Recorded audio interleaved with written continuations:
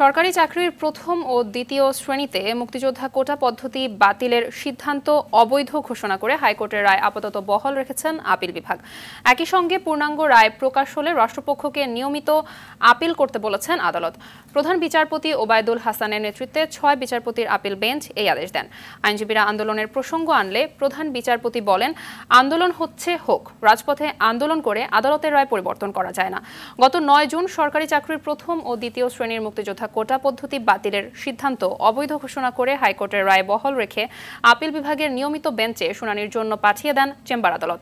৪ দিন ধরে মুক্তিযোদ্ধা কোটা পদ্ধতি বাতিলের দাবিতে লাগাতার আন্দোলন করছে কিছু শিক্ষার্থী ও চাকরি প্রার্থীরা।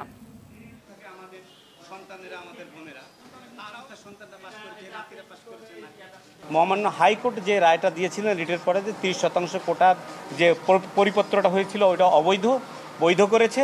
আমরা আশা করি যেহেতু মহামান্য হাইকোর্ট বৈধ করেছে এবং আমাদের প্রত্যাশাও ছিল যে এটা হোক, তা আদালতকে আমরা ধন্যবাদ জানাই এবং আমরা আশা করি যে পরবর্তীতেও হাইকোর্টের ধারাটি অব্যাহত থাকবে।